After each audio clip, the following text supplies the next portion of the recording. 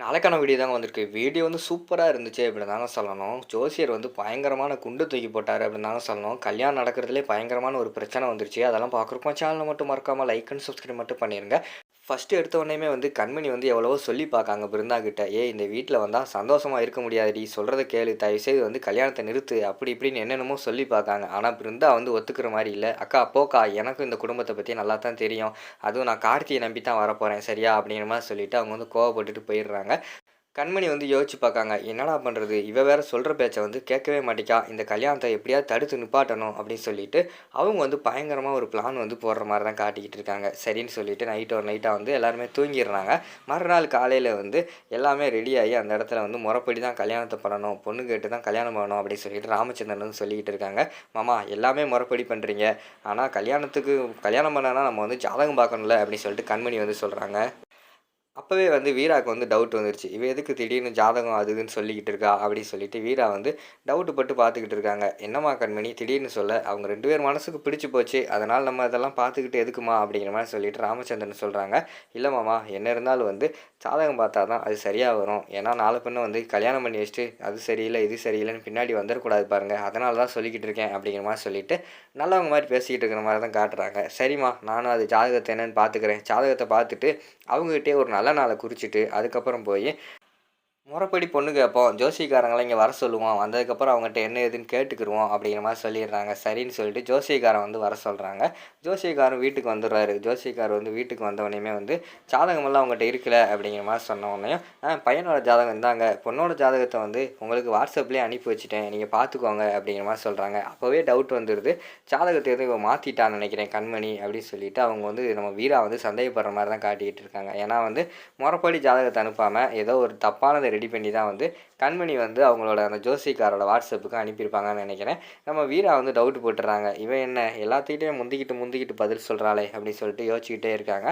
அடுத்து வந்து கொஞ்ச நேரம் யோசிச்சு பார்த்துக்கிட்டே இருக்காங்க. அப்போ வீரா வந்து சொல்கிறாங்க, அவள் தான் ஜாதகத்தை வந்து வீட்லேயே சாரி வாட்ஸ்அப்லேயே அனுப்பிட்டால. நீங்கள் வந்து அங்கேயே பார்த்துட்டு வந்திருக்க வேண்டியதானே, வந்துட்டு டேரெக்டாக வந்து விஷயத்த சொல்ல வேண்டியதானே, எதுக்கு இங்கே வந்து லேட் பண்ணிக்கிட்டு இருக்கீங்க அப்படிங்கிற மாதிரி சொல்லிட்டு வீரா வந்து கேட்குறாங்க. ஏம்மா எந்த விஷயத்தையுமே வந்து எடுத்தவங்க கவுத்தம்லாம் செய்ய முடியாது. ஜாதகம் வந்து முறைப்படி பார்க்கணும். ஒன்று அவங்க இடத்துல இருந்து பார்க்கணும். இல்லைன்னா வந்து அவங்கள வச்சுட்டு எங்களோட இடத்துல வச்சு தான் பார்க்கணும். 2ம் கட்டாக பார்த்தா அதெல்லாம் சரிப்பட்டு வராது. அதனால தான் வீட்டில் வந்து பார்த்துக்கிட்டு இருக்கேன் அப்படின்னு சொல்லிட்டு அவர் வந்து ஜாதகத்தை ரொம்ப நேரமாக பார்த்துக்கிட்டு இருக்கிற மாதிரி தான் காட்டிக்கிட்டு இருக்காங்க. பார்த்து முடிச்சதுக்கப்புறம் ராமச்சந்திரன் வந்து கேட்காங்க. என்ன சாமி பொருத்தமெல்லாம் எப்படி இருக்குது? கல்யாணம் பண்ணலாமா? என்ன ஏதுன்னு டீட்டெயில் சொல்லுங்கள் அப்படிங்கிற மாதிரி கேட்குறாங்க. பொருத்தமெல்லாம் சூப்பராக இருக்குது. 11 பொருத்தத்துக்கு 9 பொருத்தம் பக்காவாக பொருந்திருக்கு அப்படிங்கிற மாதிரி சொன்னோன்னே எல்லாருமே சந்தோஷமாயிடுறாங்க. பரவாயில்ல பொருத்தமெல்லாம் இருக்குது. நம்ம வந்து இனிமேல் கல்யாணத்தை நடத்திட வேண்டியதான் அப்படின்னு சொல்லிட்டு எல்லாருமே சந்தோஷமாக இருக்கிற மாதிரி தான் காட்டிக்கிட்டு இருக்காங்க. ஆனால் ஜோசியர் வந்து ஆனா அப்படின்னு சொல்லிட்டு இழுக்காரு. என்ன ஜோசியரே திடீர்னு ஆனான்னு சொல்லிட்டு இழுக்கீங்க, என்னாச்சு சொல்லுங்கள் அப்படிங்கிற மாதிரி கேட்ட உடனேயும் இந்த கல்யாணம் பண்ணுறதெல்லாம் மிகப்பெரிய சிக்கல் ஒன்று இருக்குது அப்படிங்கிற மாதிரி சொல்கிறாங்க. என்னது சிக்கலா? பொருத்தம் தான் இருக்குன்னு சொல்லிட்டீங்களே, அப்புறம் என்ன சிக்கல் இருக்குது அப்படிங்கிற மாதிரி கேட்ட உடனேயும் ஆமாம் பொருத்தம் இருக்குது. சில பேர் வந்து 9 பொருத்தம் ஏன் முழு பொருத்தமே இருக்கும், 11 பொருத்தமே இருக்கும். அவங்க வந்து கல்யாணம் பண்ணதுக்கப்புறம் பிரிஞ்சு போகிறது இல்லையா, அது மாதிரி வந்து பொருத்தம் என்னமோ 9 இருக்குது. ஆனால் அந்த பொண்ணு ஜாதகத்தில் வந்து ஒரு முக்கியமான கட்டத்தில் வந்து ஒரு குறை இருக்குது அப்படிங்கிற மாதிரி சொல்கிறாங்க. ஐயோ என்ன சொல்கிறீங்க அப்படின்னு சொல்லிட்டு வள்ளி வந்து ஷாக் ஆகி கேட்காங்க. ஆமாம்மா அந்த பொண்ணு ஜாதகத்தில் வந்து ஒரு குறை இருக்குது. அந்த குறை வந்து அந்த பொண்ணு மட்டும் இல்லாமல் கட்டிக்க போகிறனே வந்து பாதிக்குது அப்படிங்கிற மாதிரி சொல்கிறாங்க. ஏன் கட்டிக்க போகிற பையனுக்கு என்ன ஆகும் அப்படின்னு சொல்லிட்டு கேட்டவுடனே அப்போ வந்து அந்த ஜோசியர் வந்து சொல்கிறாங்க, அந்த பையனோட உயிருக்கே வந்து மிகப்பெரிய ஆபத்து இருக்குது. இந்த பொண்ணை வந்து கல்யாணம் பண்ணிட்டானா அந்த பையனுக்கு உயிரே போகிறதுக்கான வாய்ப்பு இருக்குது அப்படிங்கிற மாதிரி சொன்னோடனே குடும்பம் எல்லாருமே பயங்கரமான ஷாக் ஆகிடுறாங்க. ஆனால் நம்ம வீரா அதுக்கடுத்து மாறன் 2 பேருக்குமே தெரிஞ்சு போச்சு. இது வந்து கண்மணியோட வேலையை தான் இருக்குன்னு சொல்லிட்டு அவங்க வந்து கூலாகவே இருக்கிற மாதிரி காட்டுறாங்க. வீரா வந்து கண்மணியே முறைச்சி பார்த்துக்கிட்டு இருக்காங்க.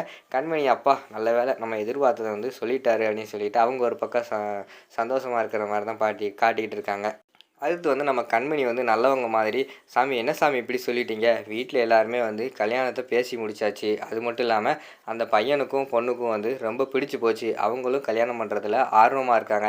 இந்த நேரத்தில் வந்து இப்படி சொன்னால் எப்படி? அவங்க 2 பேர்த்த எப்படியா சேர்த்து வைக்கணும். நீங்கள் தான் அதுக்கு ஏதாவது பரிகாரம் இருந்தால் சொல்லுங்கள் சாமி அப்படிங்கிற மாதிரி சொல்லிட்டு கண்மணி வந்து கேட்குறாங்க. பரிகாரமா? என்னம்மா சொல்கிறீங்க? பரிகாரம்னு ஒன்று இல்லவே இல்லை அப்படிங்கிற மாதிரி சொல்கிறாங்க. அப்போனா என்னதாம்மா பண்ணுறது அப்படின்னு சொல்லிட்டு கேட்டவுடனே அந்த ஜோசியர் வந்து சொல்கிறாங்க, வேறு வழியே இல்லை. அவங்க 2 பேரும் வந்து வந்து பிரித்து வைக்கிறது தான் நல்லது. அந்த 2 பேர்த்த பிரித்து வச்சா தான் பையனோட உயிர் தப்பிக்கும் அப்படிங்கிற மாதிரி வந்து ஜோசியர் சொல்கிற மாதிரி காட்டுறாங்க. அதை கேட்டோடனே எல்லாருமே பயங்கரமாக ஷாக் ஆகி பார்த்துக்கிட்டு இருக்காங்க. அதோட பார்த்துக்கிட்டிங்கன்னா அந்த எபிசோடு வந்து முடிஞ்சிருது.